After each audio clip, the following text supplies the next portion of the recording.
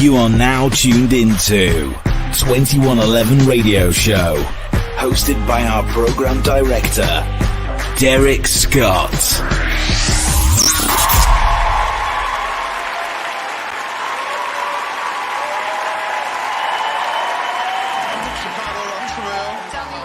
I got 3 meat Alfredo, shrimp, brown turkey, and chicken breast. So nice to meet you. I love Chicago. I'm a huge fan of Chicago. Oh, yeah? I go there a lot. Chicago loves you, too. How you been came? You got the blue shoes and red shoes on? You should have had 2 red shoes on. Well, you know, You can't decide whose team you want to be on? I mean, you're both great, but I just, But one's a little greater. At home, I always tell my daughter, "You my favorite daughter." I tell all 3 of them the same thing. You know you're my favorite daughter. And personally, you're my favorite. I tell her all the time. Everywhere I go, I say, Ann is the best. That's what I want to hear. I love Ann. Politics 101. So, praise God for Ann. Get out those blue sneakers, Travele, because you're on the blue team, brother. Yes! Yes! Yes! Yes! Yes! Thank you, Tyler. Come on, man. Father, I thank you for this day. I want you just to make it just mold together real nice. I want you just to let him like it and this will be open to me. I'm opening right now. Come together. Yeah, I can do all things through Christ Jesus that strengthens me. Pay my tithes. I do everything, Jesus.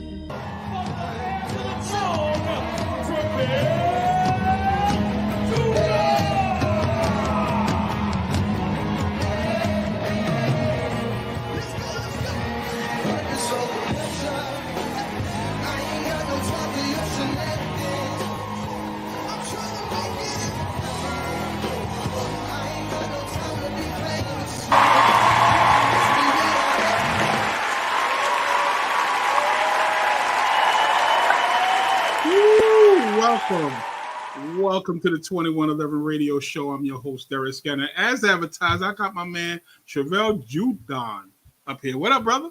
Man, that was a pretty dope intro. I'm heavy about to cry. Like, wow.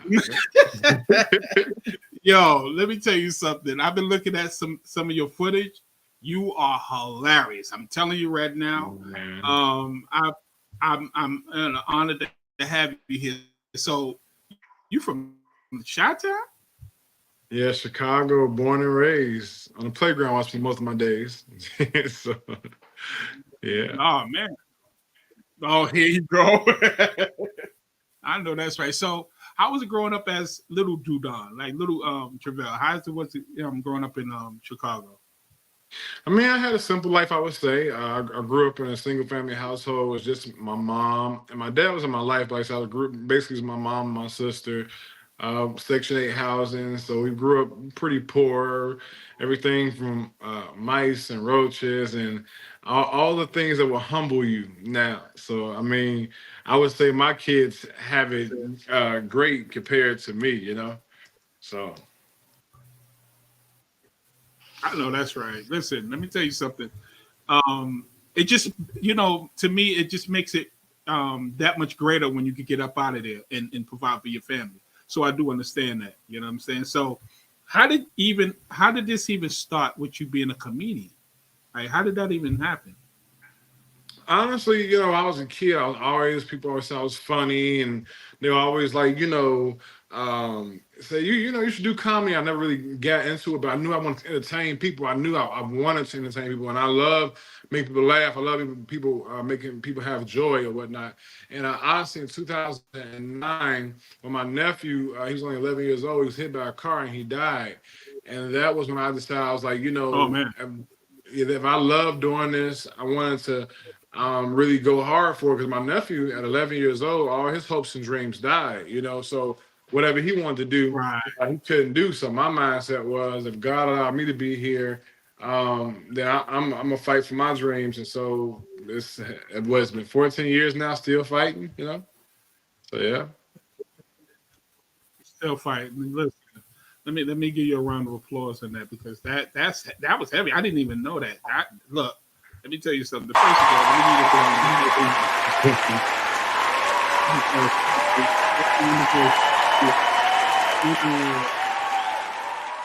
all, that's crazy to hear, and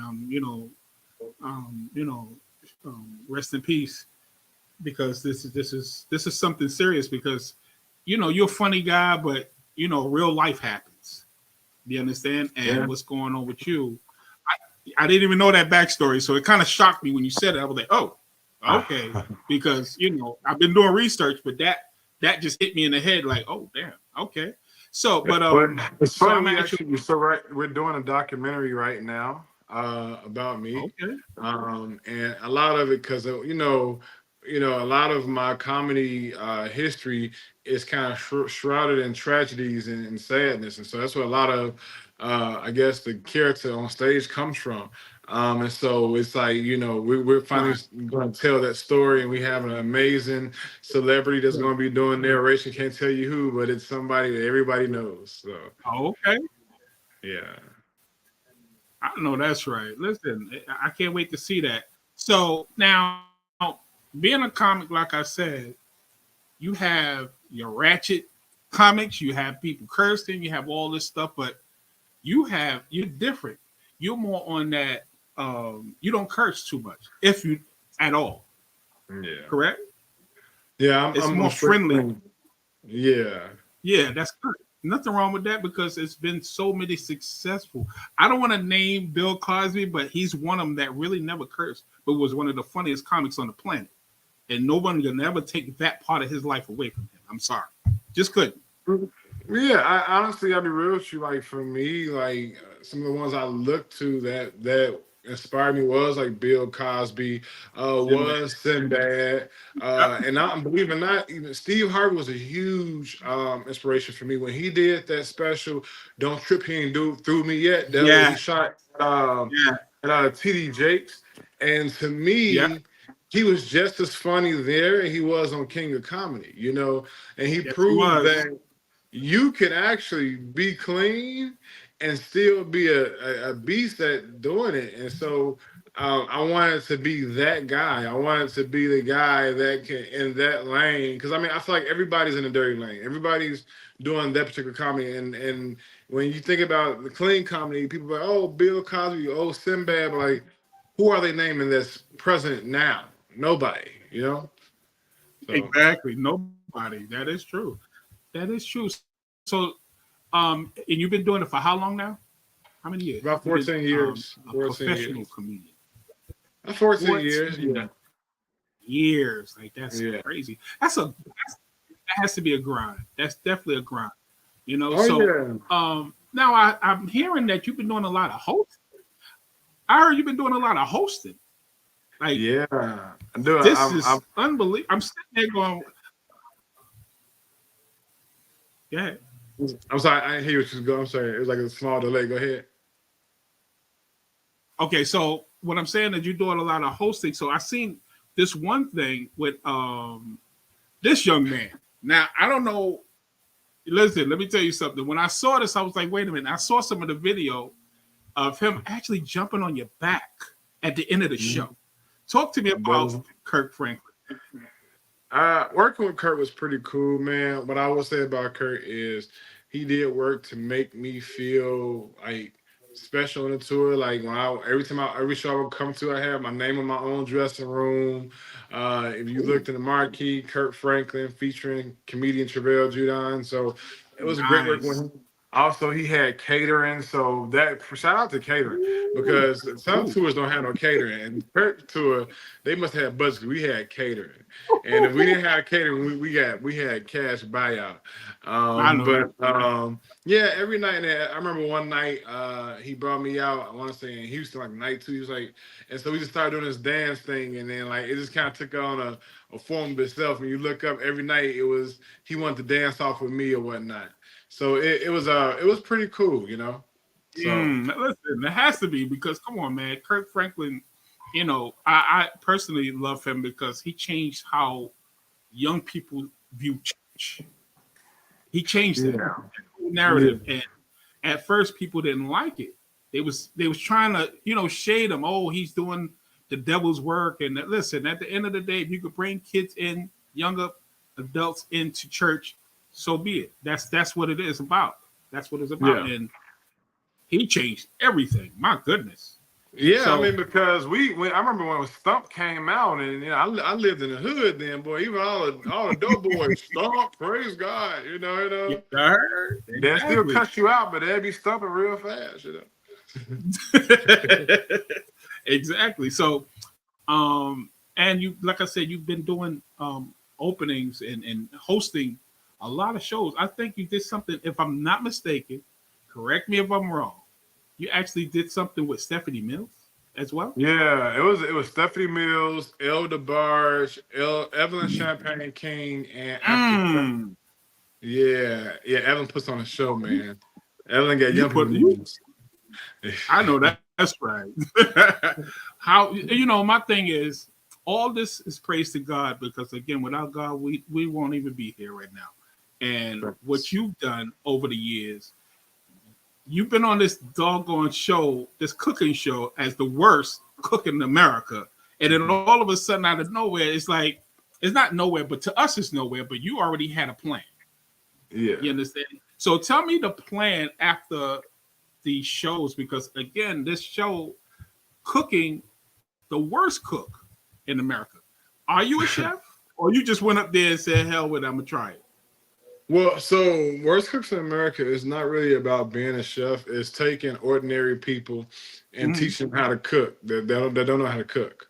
And so, like, for me, I never was a good cook. I was an amazing eater, though. Like, that was my ministry. I could eat. God had blessed the eating ministry on top of being an eatable shot. I can eat all day, but I know cooking wasn't my thing. But I mean, I will be honest. Like, when I did do it, it was about getting exposure to, like, could I be a better cook? Of course. I can't be a better cook? Not really.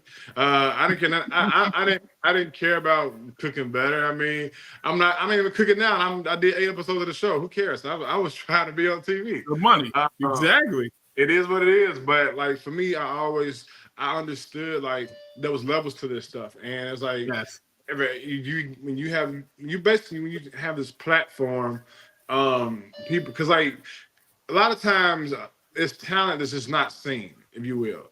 And I wanted people to see my talent. And so, like, for me, like, Worst Cooks was like improv, because like, I could say what's on my mind freely and stuff like that. And people would find it funny, but I'll just be being serious, Listen, let me tell you something. You brought something special to that show. Me and my wife actually looked at those shows. So It was funny when your PRs told us. I was like, wait a minute. And then my wife was like, ain't that the funny guy from the show? Well, he did the split. Now, I remember the split. I remember the split.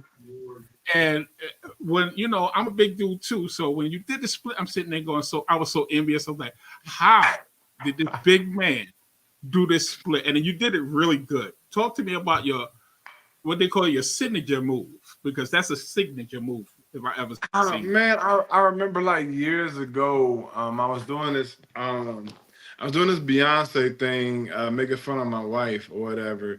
And I remember the first time I did it. So back in high school, I used to be in a marching band. I was a drum major. So I used to do splits all the time on a field show. So when I brought it, now this time I'm bigger than I was in high school, but I still could do it. I remember the first time I did it, when I fell into it, the crowd went nuts. It was just like, oh, hell yeah. And so I kept doing it. And so I'll be honest, I pulled the fourth wall back a little bit. So we were coming to the end of shooting. It's actually day 2 of shooting. It shows to the world is episode 1. And we're lining up. We always line up backstage. So we do the big walk-in, so like that. So one of the producers asked me, he said, Travele, I saw you can do a split. I said, yeah. He said, so if you get some good news, can you do the split today? I'm like, in the kitchen? And so, in the kitchen? I mean, who does it in the kitchen? Okay, I'll do it. So just give me some good news, though. And so I walked out there, and I was the second name called. And I'm like, okay, I'm giving what they want,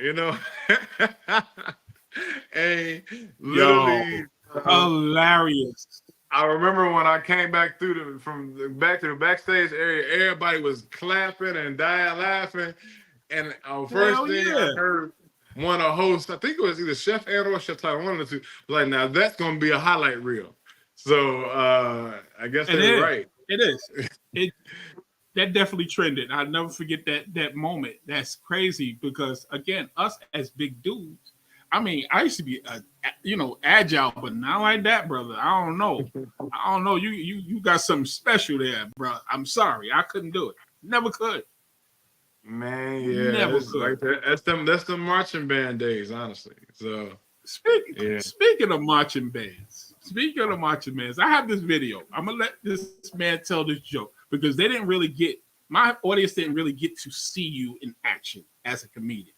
So I do have a short video that I want to play, and it's about that situation as far as being in the marching band. All right, it's just one long joke, but it's a joke. We just need y'all to listen closely to this man because he's hilarious, y'all. Y'all definitely gonna enjoy this clip. So check my man out. We be right back with him. All right, so check this out, y'all.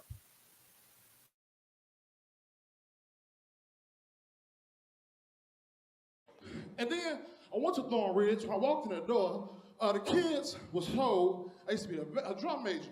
For those of y'all who don't know what a drum major is a person that sits in the front of the band. They do the dancing, they do the splits, they do the back bends. So Mr. Douglas says, hey, he was a drum major when he was younger. I walk in, I heard somebody in the back room say, damn, I don't know why. I don't know why they said damn, but I just take it, they looking at my titties, so I don't know. But then I heard somebody else say, that nigga was no drum major, he just majored in drums. I'm like, wait a minute. I don't agree with this disrespectful old kids. But, and I say, Mr. Douglas, for one bit, I want to see you got some flag girls. I said, are they fat? He said, no, they're not fat. I'm like, wait, because when I was in high school, all the flag girls was fat.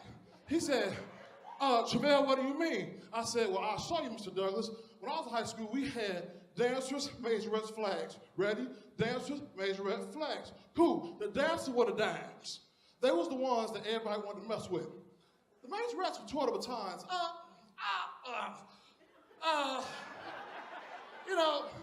That was like middle of the road somewhere, The flag girls, however, they was the fat girls with cholesterol problems. That's what they were.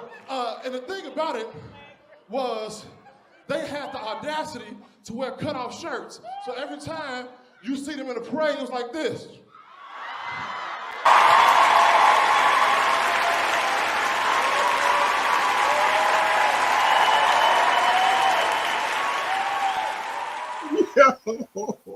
Yo, I've been crying all day, yo. What the heck, man? Listen, hilarious, man. You're definitely one of the talented brothers out here that definitely for people to get to see. So, being a drum major, like I said, I've never done it. I've seen them. So, was it hard being a drum major? How was it in high school? Like, was it hard for you to audition for that part, or did they try to like shade you because you was a bigger dude? Oh yeah, honestly, so I was eligible to be drum major since my sophomore year, and like literally, the guy really who would pick the drum majors, he was always like, you need to lose weight, you need to lose weight, you need to lose weight, and it was like so junior year, like I didn't get it because I was too big or whatnot. And so what I used to always say, when we used to march into the football games, I played saxophone. So when saxophone brought up the rear. So literally in junior year, I was like, I'm going to steal the show.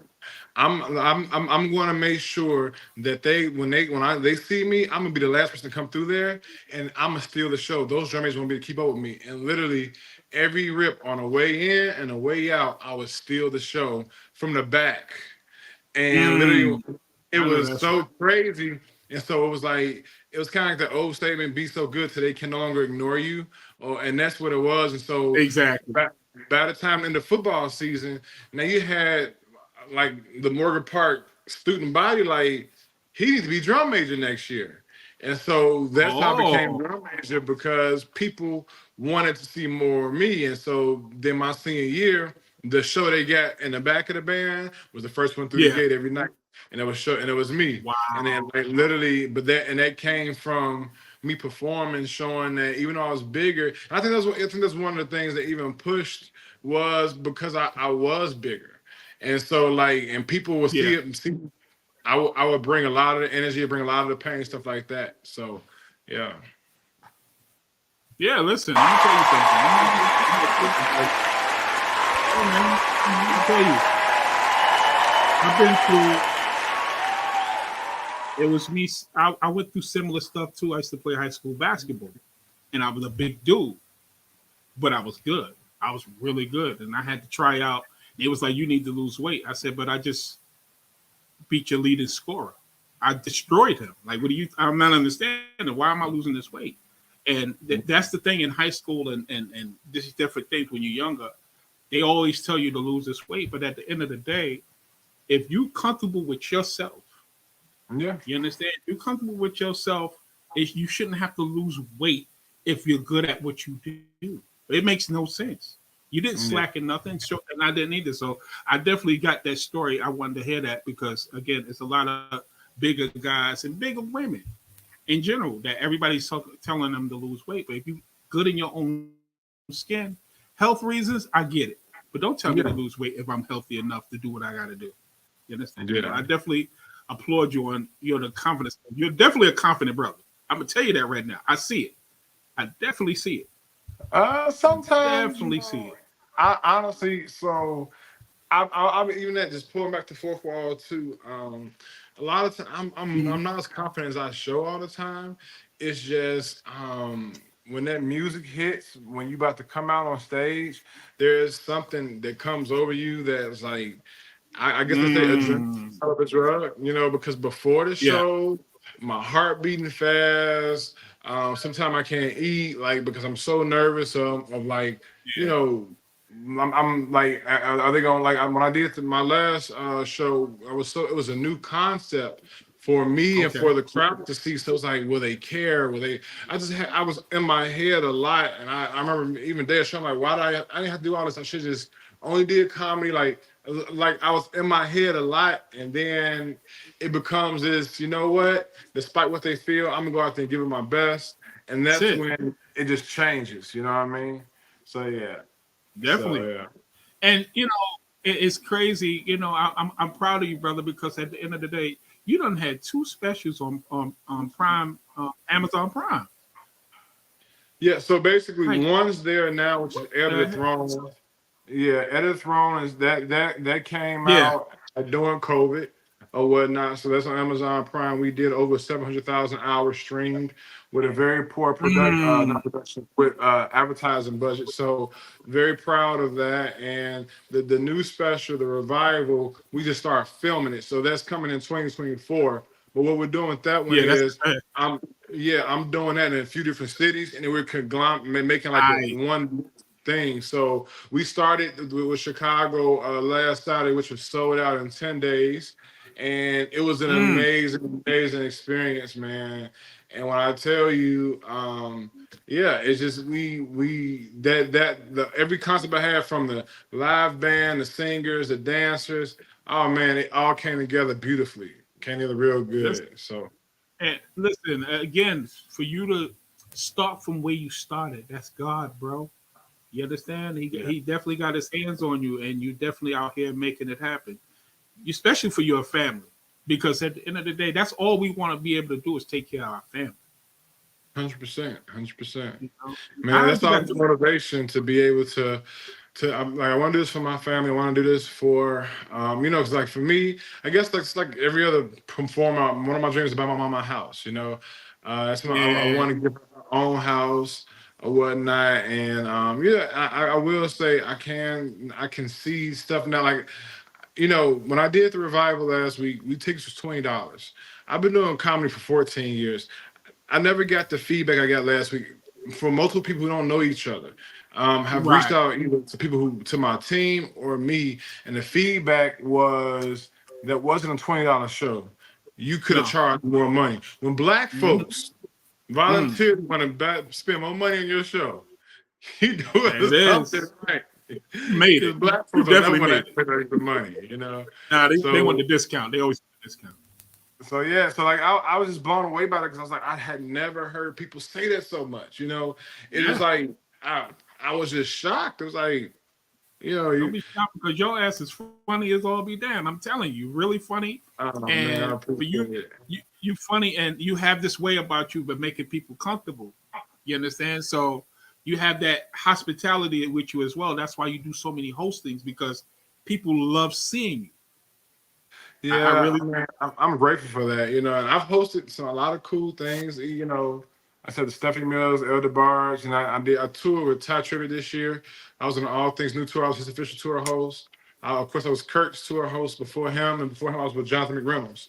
So, you know, and prayerfully, you know, I have some things in the pipe in 2024 because I'm working with another company now. So hopefully, you know, I have some things. But if not, I'm just going to keep touring the revival.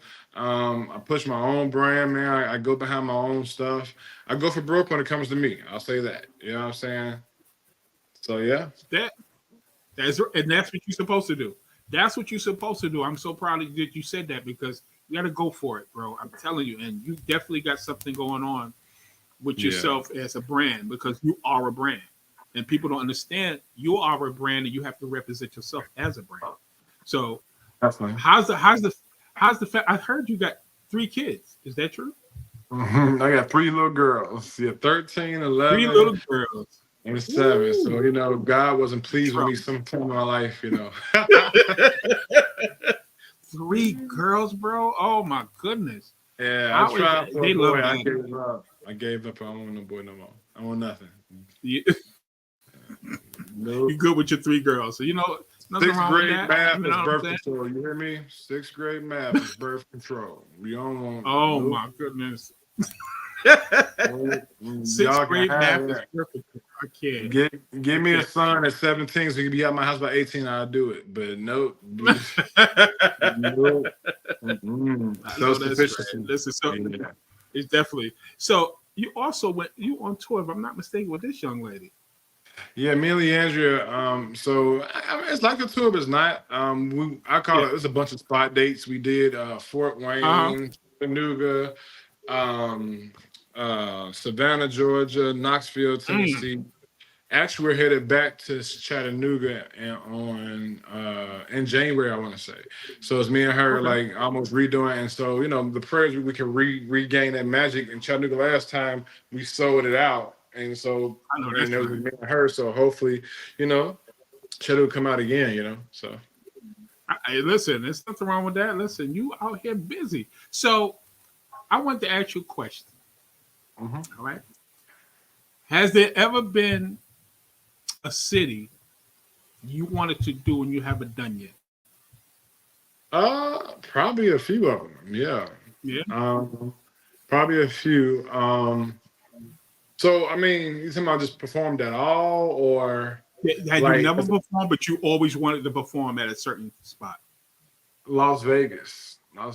Ooh, you trying the revival is like a Vegas show almost. Like I said, I got dancers, I got the band, I got background singers.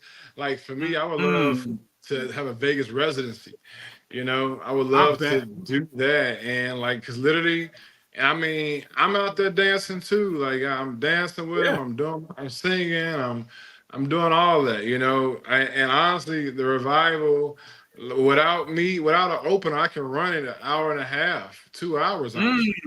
Yeah. So like my last week, I cut it short because I had 3 openers, and I you know, I don't want the night to get too long, but I had crossed that hour. I still had a lot more gas in the tank, but it was like these people was getting late, you know, because a little bit of older audience. There was that brunch crowd. It's about 10 o'clock. They ready to go to bed.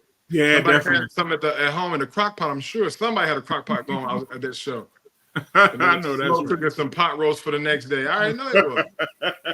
That spirit's in the room. So listen, it's been a pleasure. So, you said you looked up to like Sinbad and Bill Cosby and a couple of people, but have you even met any of these comics yet? In person yet? Honestly, here's the crazy part is the comedic legends that I looked up to, I haven't met. I know I had the pleasure of a long time ago, before he was big, opening for Kevin Hart or whatnot. And what I will say is, you know, Kevin was a real nice guy. I love his storytelling, so he's one of those guys too. But like, I've been wanting to meet Steve Harvey for so long, and I just like getting to him has been nearly impossible. You know, What? yeah. So. Damn it, we gotta get Steve Harvey on. We gotta get him on. Let's get it. Yeah, getting to him is impossible. Cause like literally, I mean, when I first came out, like from my look, everything, I was trying to be Steve Harvey, and like once I kind of got to it, was like, you know, I had to tell myself, you can admire him as a comedian, but you're not going to be him. So like literally, it's not your job to be the next Steve Harvey. He's just a good influence of a talented, branded comedian. So yeah, so it was at that point when I kind of swift changed, but like really made me want to be a comedian was Steve Harvey out of anybody, you know. So like I would love to meet Steve. I love to meet Ricky Smiley. I've met way more music stars than I have met comedians, which is crazy. That always happens. It always happens. It's always the opposite. Yeah, I've met a lot of music people. I mean, I even Stevie Wonder watched me perform. I mean, that sounds crazy, but he did. Wait, hold on, wait. He did. Wait a minute. Hold on. Yeah. Hold on. You didn't just say that. Hold on. Come on. He did. You can't just say that and run. No way I'm letting you run with that. Wait a minute. You said even Stevie Wonder saw you perform. He did. He saw me. How did he like? He liked the show? Yeah, he was very complimentary, and he said, "You made me laugh. It was good." You know. I'm just done with you, yo. You is funny. Oh man, that's. I was so serious, man. You didn't even perform. He was all in the sky still. Whatever's up here, I'm with you, Stevie, because this is greatness. I gotta find. I'm gonna perform this like that when I get on stage. Talk about people, you know. I knew when you was coming to this show, you're gonna have me crying. I knew it. I literally got tears in my eye. Oh my goodness. So before I let you go, I want to talk about this subject that you do. Talk to us about this. So basically, Compassion International, I partnered with them this year after being on Tye Tribett's tour. Compassion was a sponsor of John's tour, Kirk Franklin tour, and Tye Tribett tour this year. Compassion International is a group of churches that actually go to these third world countries, not just Africa, Philippines, South America, and these children over there, they're dying of preventable diseases, they're dying of hunger, they're dying of a lot of different things that we here in America take for granted. For example, if you're poor here in America, you're able to still go to school for free and get free lunch. In those countries, schooling is not free, their food is not free. So when you partner with Compassion, you sponsor a child or two or three, whoever you want to do, it's $43 a month. And that $43 a month allows that child to get medical benefits. It allows that child to be able to go to school. They get fed, clean running water, and most importantly, they're brought to church and to learn about Jesus Christ, which is the biggest gift you can give any child. And so, I'm asking this Christmas if I can get 1,000 souls to help me sponsor at least 1,000 children, or people can sponsor more than one child. But the few ways of doing is texting HOPE to 8393. That's texting the word HOPE to 83393. You got to follow all the prompts until it pays out. Pays out $43 a month. And like I said, this mission, I understand life is like for everybody, and finances are tight for everybody right now. But during this time, I want people just to remember those who are far less fortunate. Like, our children, they want iPads and iPhones and $200-$300 purses and all that type of stuff. These kids, they just want to be able to eat. They just want to go to school, right? Yeah. They just want a lot of the simpler things in life. And also the great thing about it, brother, is like you're not. It's not like you don't talk to the kid. Like my children, I sponsor 5 kids now. They write me letters. Like on my birthday, I got a lot of letters from my children I sponsor. And actually in 2024, the top of the year, I'm actually doing I'm doing a mission trip to Dominican Republic where my children reside. I'm going to see them, so I'm excited to bring them gifts, and I'm gonna bring them gifts and bringing them just a lot of stuff, just because I just want to remind them that God hasn't forgot about them. So I'm asking, God use me as a vessel to be a blessing to them and their families. And so I'm asking, if people can help and join in that movement. Also, if you want to pick your own child, country, age, date of birth, you can go to the website mygiftofhope.com. That's mygiftofhope.com, and you can basically pick. You want a specific gender, birthday, age. You can pick whatever. We have over 30,000 children right now looking for a sponsor, and some kids have been waiting for a sponsor now for over 2 years. So, definitely, I'm asking everybody, you can find your heart to be a blessing during Christmas and sponsor one of these amazing babies. And just remind them of that scripture, Jeremiah 29:11, that he knows that the plans to prosper you, not to harm you. And like I said, letting us as the vessel. And even Proverbs speaks about being a blessing to the poor. That's the work of God. So, and our kingdom is not just here in America or just in our four walls of our church, but the kingdom is the world, right? So it's just, I'm asking everybody during this time, man, if they can come together, be a blessing. Once again, let's text the word hope to 83393. That's the word hope to 83393. If you want to pick your child and say it, go to My Gift of Hope, like mygiftofhope.com. You can choose a child, like I said, and just we'll be so grateful and thankful. For it is you at the bottom right there. Oh, yep, good stuff. Thank you so much. Yeah, I appreciate that. So, like I said, I definitely want to do this for the babies, man. Listen, let me tell you They need something. it. That's something. Yeah, exactly. Let me hear one more thing.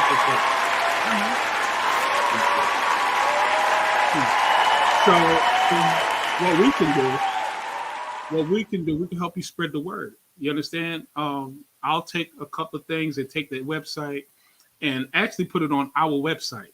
So people that's looking in could actually chirp in on your website and just have it go straight to the website so they can get all the information they need. I definitely appreciate that so much. Yeah, definitely. That's what we do here at 2111 Radio. We have a radio station, but this show is for everyone. Comedians. I'm going to tell you, you're the first comedian to come on my show. Like, literally the first. Yeah, and I've had different genres of music, movie actors, actresses. So people who's been here, but you're literally the first comedian to be on my show. That's I like being the first. Yeah. That's what I'm saying. You're definitely the first, and you're funny as all that. And I appreciate you, brother, because you out here doing real positive things, and that's what it's about. Doing things. It's a blessing. Definitely a blessing to you, bro. For real. Appreciate you guys so much. Listen, I'm gonna let you go, but before you go, again, thank you for coming to 2111 Radio, and you're welcome back, because I got that funny feeling things is gonna really start moving even faster than they already is, and we definitely want to have you come back. Oh, I'm definitely down. If you get me on a Saturday night, I'm down. Cause if I ain't performing, I know that's right. And I wasn't performing, I was napping. I had to set an alarm clock at 6:55. Yeah, I'm old now. A Saturday night, like if I ain't got no show, I ain't got to go out. Give me a couch and some lemonade. That's a wrap. He said the lemonade. Oh man, I know that's right. So listen, thanks everybody for coming through tonight. I appreciate everybody for coming. I want to talk to you in the back, so don't go nowhere. We're gonna sign out, and then I'm gonna talk to you in the back. I usually do that with my guests, but that's cool. Conversations that they don't need to talk. They don't need to listen to. You understand? But we're gonna sign out now. Thanks everybody for coming. I definitely brought my man to the show tonight, and he definitely killed it. I really appreciate you coming through, bro. For real, definitely. Thank you. I appreciate you having me. Y'all have a good night. Peace.